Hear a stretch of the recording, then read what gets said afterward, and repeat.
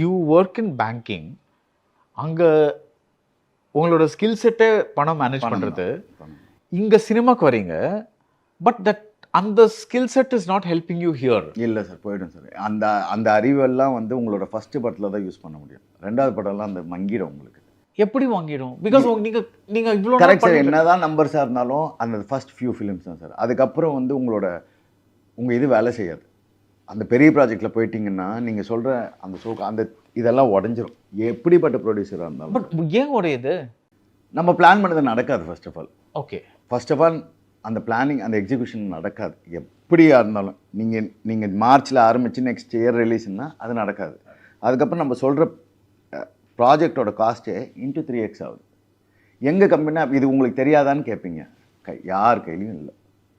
Unless otherwise if it's a new director, if it's a new hero.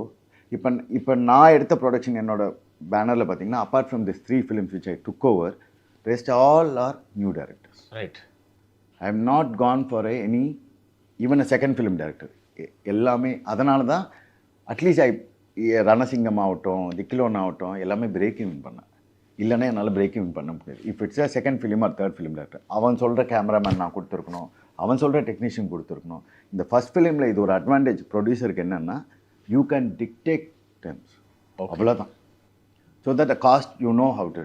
Maximum அதில் என்ன extra போகும், shooting number of days எக்ஸ்ட்ராவும் தவிர மீதியில் போகாது. But when it goes to a star category of films, everything is decided by the hero or the director.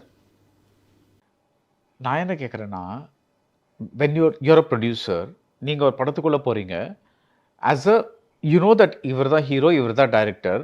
அவங்க முன்னாடியே சொல்ல மாட்டாங்களா தட் இந்த கேமராமேன் வரும், இந்த இது வேணும்? சொல்ல மாட்டாங்க. அதுதான், அதெல்லாம் சொல்ல மாட்டாங்க. அது போக போக நீங்களே இதாகிடுவீங்க உள்ள போன. How will you be able to budget? அதுதான், that is a problem with big budget movies. No one can say I will do this film at 50 crores.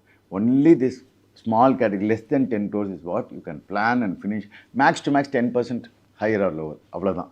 ஆனால் பெரிய பட்ஜெட்டில் உங்களுக்கு no one has control. Okay, எவ்வளோ பெரிய அறிவாளியாக இருந்தாலும். Because இந்த மாதிரி ஏதாவது நடந்துகிட்டே இருக்கும். ஸ்கிரிப்ட் மாறும், new people might come in, somebody might go out. சரி, நான் இன்னைக்கு இருக்கிற நிலைமை பார்த்தீங்கன்னா, உங்களோட 100 ரூபாயில் ஆல்மோஸ்ட் 65 to 70 ரூபாய் ஆர்டிஸ்ட் எடுத்துக்கிறாங்க. நான் சொல்கிறது எல்லா ஆர்டிஸ்ட்டும் சேர்த்து. டெக்னீஷியன் ஒரு 10 ரூபாய் எடுத்துக்கிறாங்க.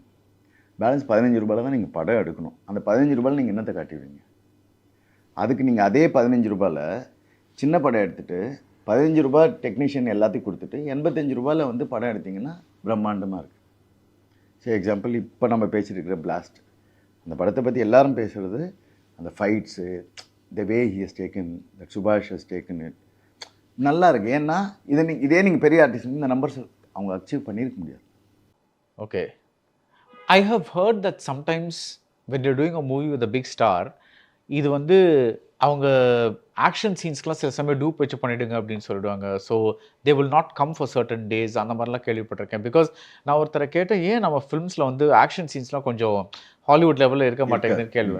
அது அவர் சொன்னார், இல்லை அது நாங்கள் பிளான் பண்ணாலும் அதை எக்ஸிக்யூட் பண்ண முடியாது. பிகாஸ் சில நாள் வருவாங்க, சில நாள் வரமாட்டாங்க. People are not ready to take risk. People are not. நான் உங்களுக்கு சிம்பிள் எக்ஸாம்பிள் சொன்னது, இந்த same hero, the whoever it is, he is willing to do the code portions, not the athletic portion.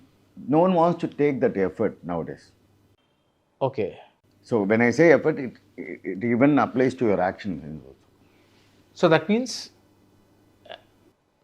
நான் ஒரு ரூம்குள்ளே ஆக்டிங் பண்ணோன்னா நான் பண்ணுறேன், பட் வெளியே போயிட்டு இப்போ அதெல்லாம் நான் சொல்கிறது சார், நீங்கள் யாரை சொல்கிறீங்கன்னு எனக்கு தெரியாது, நான் யாரை சொல்கிறேன்னு உங்களுக்கு தெரியாது. ஜென்ரலாக மேபி ஒரு செட் ஆஃப் பீப்புள். அதனால தான் newcomers are coming in, அவங்க ப்ரூவ் பண்ணுறாங்க. So you're saying that in a way producers ஒரு மாதிரி சோர்ந்து போயிட்டாங்க. ஆமாம், வெளில சொல்ல முடியாது, அவ்வளோதான். They just tired of these big stars and அவங்க. யூ டேக் சும்மா ஒரு சர்வே எடுங்க, லாஸ்ட் 25 years சர்வே எடுங்க, எந்தெந்த ப்ரொடியூசர்ஸ் எல்லாம் இருக்காங்கன்னு பாருங்கள். இங்கே இருக்கிற எல்லா ப்ரொடியூசருமே மேக்ஸிமம் டேர்ம் பார்த்தீங்கன்னா 3 to 4 years பயங்கர ஹையாவாங்க. அதுக்கப்புறம் எங்கே போனாங்கன்னே தெரியாது. நீங்கள் எடுத்து பாருங்கள், நீங்கள் சர்வே எடுத்து பாருங்கள். எனக்கு தெரிஞ்சு ரொம்ப வருஷமாக இருக்கிறது தானு சார், எனக்கு தெரிஞ்சு என்னோடதுக்கு சத்யஜோதி. வேறு எந்த ப்ரொடக்ஷன் இருக்குது? ஓகே. நீங்க பார்க்குறீங்கல்ல, as a producer as a producer சொல்கிறேன். தானு சாருக்கும் சத்யஜோதிக்கும் வாட் யூ திங்க் ஹஸ் இவ்வளோ நாள் அவங்க போயிட்டு இருக்காங்கன்னா வாட் இஸ் த சீக்ரெட்? இல்லை இப்போ தானு சார் சொல்ல மாட்டேன், எனக்கு தெரிஞ்சவங்க 2 பேரும் இன்னும் இண்டஸ்ட்ரியில் இருக்காங்கன்னு சொல்கிறேன். Okay. வேறு யாரும் இல்லைன்ட்டு. சத்யஜோதி அவங்க எடுத்தது எல்லாமே கால்குலேட்டட் ரிஸ்க்காக எடுக்கிறாங்க. பட் அவங்களும் இப்போ பாருங்கள் பெரிய படம் பண்ணல. There also doing a smaller films only. அவங்களும் வந்து இருக்கோன்ட்டு தான், பட் நாட் ஆக்டிவாக இல்லைன்னு சொல்லுவார். பட் இன் அ வே இது ஒரு லாங் டேர்மாக பார்த்தீங்கன்னா இது ஒரு இண்டஸ்ட்ரிக்கு நல்லது தானே?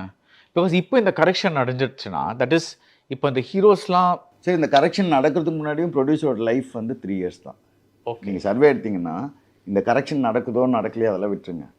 ஒரு பயங்கர ஆக்டிவ் ப்ரொடியூசர்ஸை பாருங்கள், 3 இயர்ஸ் பீக்கில் இருப்பாங்க. எல்லா பெரிய படமும் ஸ்டார்ட்லேருந்து இப்போ என்ன மாதிரி ஆரம்பில் ஸ்டார்ட் பண்ணி 5 கோடியில் ஸ்டார்ட் பண்ணி 150 200 கோடி பண்ணிப்போம். அதுக்கப்புறம் என்ன ஆனாங்கன்னு பார்த்தீங்கன்னா, ஏன் அவன் பண்ணா, ஏன் 5 கோடியில் பண்ண, ஏன் இது பண்ணேன்னு கேட்டால் பதில் கிடையாது.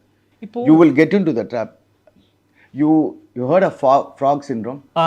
Yeah. That's ஃப்ராக்னா அந்த கணத்தவள. frog syndrome. There's a thing called frog syndrome. Okay, what is the frog syndrome? I thought you were talking about frog in a well. No. Frog syndrome, there is something, if you put the frog in the boiling water, it will suddenly come out. But if you put it in normal water, if you start heating the thing, அது தெரியாது. அது சுட அதுக்கப்புறம் அது குதிக்க தெரியாது. அதே நீங்கள் சுடுதண்ணில் ஃபஸ்ட்டே போட்டிருந்தீங்கன்னா அது வெளில வந்து தப்பிச்சிருக்கும். அதுதான் frock syndrome. Okay. So all the producers, we are live in a frog syndrome.